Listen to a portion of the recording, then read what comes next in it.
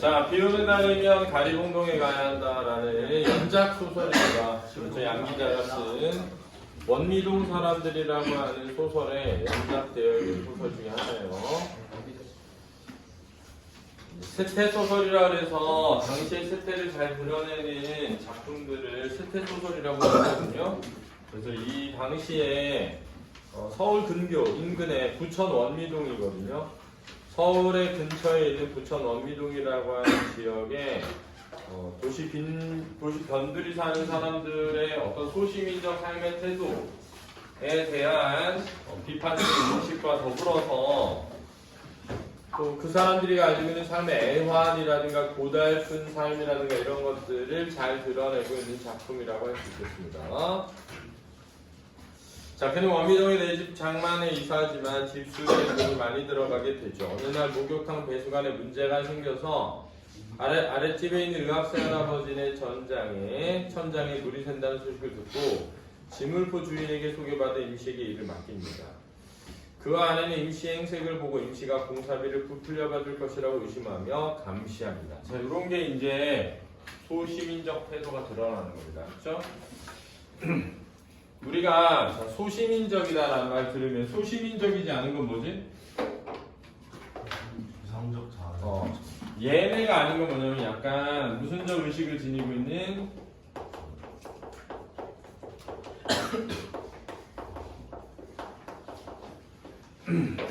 소시민에 맞는 대시민이야. 대시민.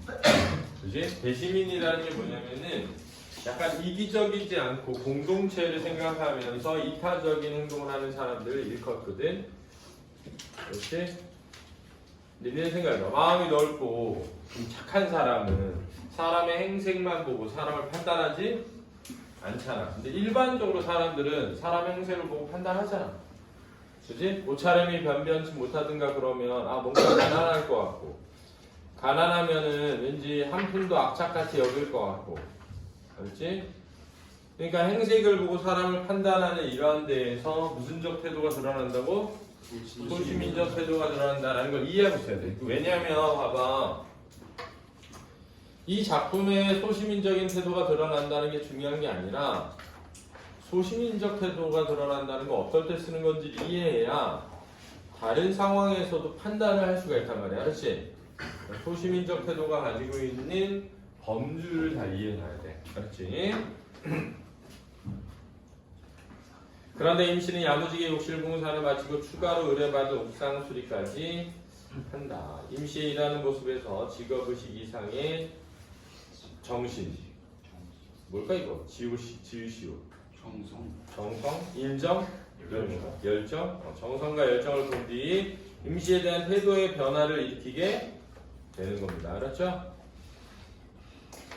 옥상 수리를 하는 임씨와 대화를 하던 중 임씨가 비가 오는 날에는 가리봉동에 가야 한다고 하자 그는 임씨가 쉼없이 일을 해야 하는 상황일 거라고 추측한다. 나이를 묻는 임씨에게 그는 한 살 올려 임씨와 36 동갑 토끼띠라고 거짓말을 한다. 왜? 자기보다 어린 사람에게, 알았지? 작업을 지시받고 일하는 게 좀 어때? 부끄럽고 좀 자기가 좀 못나 보이고 할까봐 배려하는 차원에서 한 거야, 알았지? 상대방을 배려하는 차원에서 자기의 나이를 속인 거야. 친해지고 싶어서라기보다는 자기는 일을 시키는 사람이고, 그치? 임씨는 자기 일을 받아서 하는 사람이잖아, 그치? 이해되니? 근데 자기보다 나이도 어린 사람이 시키는 일을 하는 게 좀 기분 나쁠 수 있잖아. 이 사람이 그런 사람은 아닌데, 그래도 이제 그는 그런 배려를 한 거야, 그렇지? 일을 마친 그에게 미안함을 느낀 아내는 왜 임씨를 뭐 했어? 의심했었단 말이야. 술상을 차려주고 그의 어머니는 임씨의 진정어린 성실함을 칭찬한다. 임씨는 공사비가 적게 들었다며 처음의 견적보다 적은 돈을 받고 그가 미안한 마음을 갖고 반성하게 되는 거야.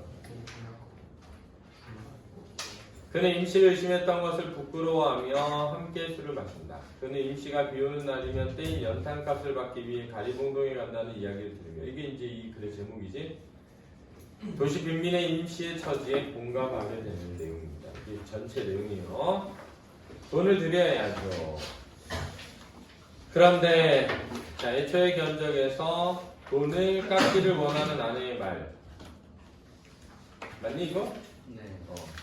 사모님 내 뽑아드린 견적서 좀 줘보세요. 돈이 좀 달라질 겁니다. 아내가 손에 쥐고 있던 견적서를 내밀었다. 인쇄된 정식 건적 용지가 아닌 분홍 밑그림이 아른아른 내비치는 유치한 편지지를 사용한 그것. 자 여기서 뭐가 들어나? 임시의 직업이 본업은 뭐야? 연탄 배달이란 말이야. 그렇지? 근데 연탄 배달을 주로 겨울철에만 하기 때문에 본업이 없는 때에는 임시직으로 이렇게 남의 집 수리하는 일을 하고 있었던 거야. 그렇지? 임시가 한참이나 들여다보았다. 그와 그의 아내는 임시의 입에서 나올 말에 주목하여 잠깐 긴장하였다. 임시가 뭐야 이거? 공사비를 부풀릴 것이라고 오해한다. 자, 이런 오해 있잖아. 이런 오해가 무슨적 태도라고? 소시민적 태도라고. 그렇지? 이런 오해가 소시민적 태도야. 사실 처음에 이제 공사를 맡겼는데, 알았지? 공사가 의외로 이 임시가 주는 가격만큼 일한 것 같지가 않았던 거야. 그렇지? 그래서 더 일을 시킬 거야. 그렇지? 그래서 옥상공사까지. 근데 옥상공사가 간단하게 끝나지를 않는 거야. 왜? 임시가 온갖 정성을 들여서 했기 때문에. 알았니? 그래서 막 밤늦도록 공사가 진행되니까 오히려 그와 그의 아내가 불안해졌단 말이야. 왜? 혹시라도 돈이 내가 생각보다 더 올라갈까봐. 알았지? 그런 상태야. 술을 마셨더니 눈으로는 계산이 잘 안 되네요. 임시는 분홍 평지지에 엎드려 아라비아 숫자를 더하고 빼고 또는 줄을 긋고 하였다. 임시의 머릿속에서 굴러다니고 있을 숫자들에 잔뜩 애를 태우고 있는 스스로가 정말이지 역겨웠다. 이해타산적인가 이게? 이해타산적이고 그 다음 뭐야? 소시민? 저긴 그의 모습. 근데 역겨웠다라고 했잖아. 역겨웠다라는 건 그런 이해타산적이고 소시민적인 자신에 대한 뭐도 포함되는 거야? 반성도 포함되는 거야. 됐습니다. 사장님 이게 말입니다. 처음엔 파이프가 어디서 새는지 모르니까 전체를 뜯을 작정으로 견적을 뽑았지요. 아까도 말씀드렸지만 일이 썩 간단하게 되었다 이 말씀입니다. 그래서 노임에서 4만 원이 빠지고 시멘트도 이게 다 안 들었고 모래도 그렇고 쓰레기 치울 용달차도 빠졌죠. 방수액도 타일도 반도 못 썼으니 여기서 요게 또 빠지고 임시가 불펜심으로 쿡쿡 찔러가며 조목조목 남는 것들을 설명해 갔지만 그의 귀에는 제대로 들리지 않았다. 왜? 생각과는 반대로 흘러가는 상황에서 당황하는 거야. 그렇지? 뭔가 대단히 잘못되었다는 기분, 이게 아닌데 하는 느낌. 자신의 예상과 다른 상황의 당황함. 이 어깨의 뻐근함과 함께 그를 짓누르고 있을 뿐이었다. 여기를 잘 보면 전지적 작가 시점이란 말이야. 그렇지? 왜? 그의 마음 상태가 드러나니까. 그렇지? 근데 누구의 심리만 드러나? 그의 심리만 드러난다는데 이 소설의 특징이 있단 말이야. 그럼 그의 심리만 이렇게 드러나면 무슨적 전지적 작가 시점이라고 하지? 선택적 전지적 작가 시점이다 라고 하는 거야. 그렇지? 선택적 전지적 작가 시점이라고 한다.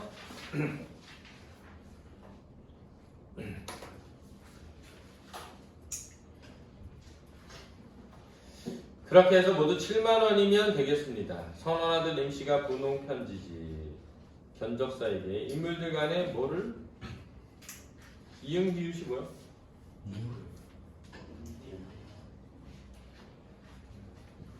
오해를 불식함? 오해를 불식함? 불식일 것 같은데. 아내에게 내밀었다. 놀란 것은 그보다 아내 쪽이 더 심했다. 그녀는 분명 7만 원이라는 소리가 믿기지 않은 모양이었다. 너무 뭐해서? 싸서. 너무 싸서. 선생님, 불식이 뭐야? 불식한다는 거는 사라지는 거. 그렇지? 해소하다, 사라지다. 그녀는 분명 7만 원의 소리가 믿기지 않는 모양이었다. 7만 원이요? 그럼 옥상은? 옥상에 들어간 재료비도 여기 다 들어있습니다. 그거야 뭐 몇 푼 되나요? 그럼 우리가 너무 미안해서. 자, 이건 진심이 알았지? 아내가 이번에는 호소하는 눈빛으로 그를 쳐다보았다. 왜? 임시가 청구한 비용에 비해 한 일이 너무나 많았기 때문에. 알았지? 그리고 또 자기가 임시를 오해했었잖아. 그리고 의심하고 그런 거에 대한 뭘 가지고 있어? 기본적인 미안함. 그리고 내가 보기에도 이거보다는 더 많은 일을 한 거라고 느꼈단 말이야. 계산을 다시 해봐요. 처음에 18만 원이라고 했지 않소? 이거 돈을 더 내시겠다 이 말씀이니까 A 사장님 제가 어디 공의를 해주는 거 조목조목 다 계산에 넣었습니다. 옥상이란 품값은 제가 서비스로다가 서비스 그는 아연에서 임시의 말을 되받았다. 아연이 뭐야? 놀라다. 얼굴에 빛이 다. 알았지?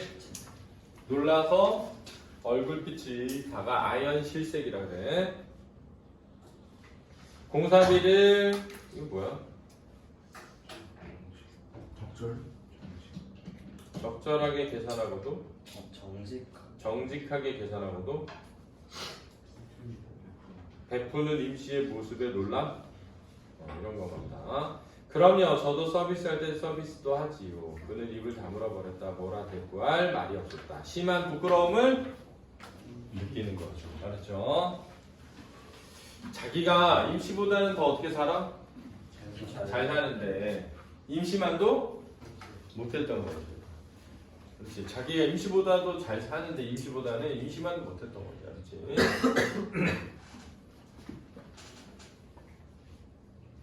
토끼 뛰면서 사장님이 왜 잘 사는가 했더니 역시 그렇구만요. 다른 집에서는 노임 한 푼이라도 더 깎아보려고 온갖 트집을 다 잡는데 말입니다.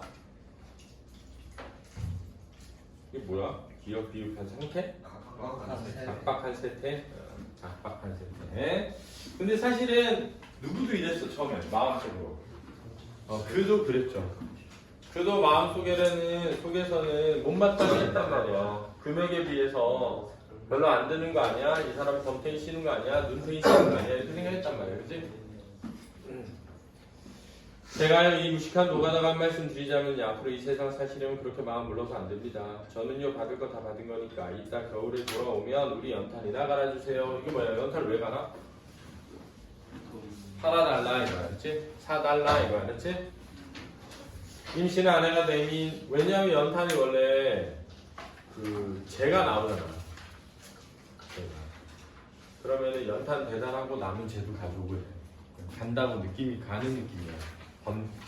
교체? 그렇지? 교체? 임신한 아내가 내민 7만원 주머니 쑤셔놓고 자리에 일어섰다. 그는 1층 현관까지 내려가 임신을 배웅하기로 했다. 왜? 미안한 마음과 그에 대한 호감이 더 커졌겠지, 그지? 처음에는 일을 굉장히 꼼꼼하게 잘 한다. 왜냐면 처음에는 임시직이니까 제대로 일하지 못할 수도 있다고 생각했겠지. 근데 돈은 너무 많이 받고, 그렇지? 그랬는데 일하는 걸 보고 깜짝 놀랐다. 너무 꼼꼼하고 잘해서. 그래서 거기서 일단은 굉장히 반성을 했는데 더군다나 돈까지 정직하게 받고 저렴하게 받으니까 거기서 충격받네. 감사함을 느끼게 된 거야. 시원한 항공기가 현관 앞을 나서는 두 사람을 감쌌고 그는 무슨 말로 이 사내를 배웅할 것인가를 궁리해보았다. 수고했다는 말과 고맙다는 말도 이 사내의 그 서비스에 대하면 너무 초라하지 않을까? 미안함과 고마움인가? 그럴 것 같은데. 그는 임시와 함께 동네 형제 슈퍼에서 맥주를 마시게 되고 그 과정에서 임시가 스웨터 공장주에게 연탄값 80만원을 받지 못한 사정과 연탄값을 떼어먹은 공장주가 가리봉동에 큰 공장을 차렸다는 이야기를 듣게 된다. 그러니까 장사가 망한 거야? 잘 된 거야? 잘 된 거야. 장사가 잘 되어서 더 큰 공장을 차렸는데 돈은 주지 않고 날린 거죠. 각박한 사태죠. 그렇지? 임시는 술에 취한 채 떼인 돈 80만 원을 받으러 일감이 없는 비 오는 날이면 가리봉동에 가야 한다고 말했다. 그래서 이 소설에 뭐가 드러나? 제 목이 드러나고 해 뜨는 날은 돈 벌어서 좋고 비 오는 날은 돈 받아서 좋고 좋다 그랬는데 사실은 해 뜬 날은 열심히 일해야 되고 비 오는 날은 쉬지 못하고 뭐 받으러 다녀야 돼? 돈 받으러 다녀야 되는 거지. 그치? 그러니까 임시의 고달픈 처지에 대한 뭐야? 반어 아니야? 형씨는 집이 있으니 걱정할 것도 없어. 토끼 뛰면 어쩔 거요. 집이 있는데. 왜 토끼 뛰라는 얘기 자꾸 하는 거야? 토끼띠 남자가 돈을 못 번다라는 얘기를 앞에서 한단 말이야. 어디 집값이 내리겠어? 저런 것도 집축이 끼나. 그러니까 이거는 약간 자기를 뭐하게 표현한가? 겸손하게 표현하는 거야, 그렇지? 이번에 또 무슨 까탈을 일으킬 것인지 시도 때도 없이 돈을 삼키러 허술한 집이라고 대꾸하려다가 임씨의 말에 가로치어 그는 입을 다물었다. 난 말이요, 이 토끼띠 사내는 말이요, 보증금 150만 원에 월세 3만 원짜리 지하 식당에서 6 식구가 살고 있어. 가리봉동 그 새끼는 곧 죽어도 맨션 아파트. 가리봉동 그 새끼는 뭐야? 내 돈을 내가 먹어. 맨션 아파트는 잘 사는 거야, 못 사는 거야? 잘 사는 거야. 임시 가족과 세입자 공장 가족의 대비겠지? 가난한 사람들의 예. 비애가 있는 공간과 뭐야 이거? 어? 불안하고 이응 리을은 뭘까? 이상한데. 아, 부유하고 안락한 공간이네. 가난한 사람들의 뭐가 있는 공간? 뒤에가 있는 공간. 그렇지. 대비죠. 대비. 임씨는 주먹을 흔들어 맨션 아파트로 외쳤는데 그의 귀는 꼭 맨손 아파트처럼 들렸다. 왜? 그래서 맨손 아파트가 뭐야? 가진 것이 없는 임씨의 처지 때문에. 알았지? 돈 받으러 갈 시간도 없다고 마누라들을 벽돌 찍는 공장에 나당기지. 나는 나들을 이 짓에서 벌어야지. 그래도 달걀 후라이 한 개에 마음 놓고 목 놓는 이건 뭐야? 불공정한 현실에 대한 울분? 이거 부조리한 세상이다. 부조리하다. 임씨의 목소리가 거칠어졌다. 술이 너무 과하지 않나 해서 그는 선생님에게 잘해 돌리지 못하고 있었다. 돌고 돌아 돈이라고. 돌고 도는 돈 놈 있으면 나와보라 해. 우리 같은 신세는 평생 이지랄로 끝장이야. 돈 에이 개수장 말라고 해. 자, 이런 데서 가난한 처지에 있는 사람의 울분과 비애가 드러나는 거야. 알았지? 네. 임씨가 갑자기 탁자를 내리쳤다. 그 바람 길덩거리는 맥주병이 기어 바닥을 나중에 요라는 소리를 했다. 참고 살다 보면 나중에는 위로하려는 말이야. 알았지? 그가 소용없는 일이야. 임씨의 기세에 눌려 그는 또 말을 맺지 못하고 입을 담갔다. 나중에는 임씨 역시 맨션 아파트에 살게 되고 달걀 후라이쯤은 역겨워서 곰국은 물배만 채우니 싫어서 가진 음식 타박에 비오는 날에는 양주나 찔끔거리며 사는 인생이 될 것이다라고 말할 수는 없었다. 왜? 불가능한 현실의 모습 때문이지. 그들이 속한 이게 뭐야? 사회 구조 안에서 실현 가능성이 떨어진 일이다. 1000번, 10,000번 참는다고 해서 이 두터운 벽이 오를 수 없는 저 꼭대기가 뭐야 이게? 부자. 아닌데. 뭐와 뭐로 뭐된 사회의 견고한 질서? 양극화된? 아, 빈자와 부자로? 이거 같다. 빈자와 부자로. 가난한 자와 부자로 양극화된 견고한 질서. 발밑으로 걸어가는 중에 아니면 모르는 사람이 그 누구인가? 그는 임시의 핏발선 눈을 마주보지 못했다. 엉터리 견적으로 주인 속이는 일꾼이라고 조용히 의심하며 손해볼까 두려워 국리를 거듭하던 꼴을 눈치채이지 않았는지. 아무래도 술기는 확 달아나버린 느낌이다. 제 아무리 탄탄해도 라면 가다로 유지되는 가난한 현실을 위해 사내의 몸뚱이는 술 앞에서 이미 제 기운을 잃고 있음이 분명했다. 임시의 몸이 자꾸만 한쪽으로 쏠리는 걸 보며 그는 점차 술이 깨고 있었다 하면서 후략되고 있습니다. 이해됐죠? 수고 많이 했습니다.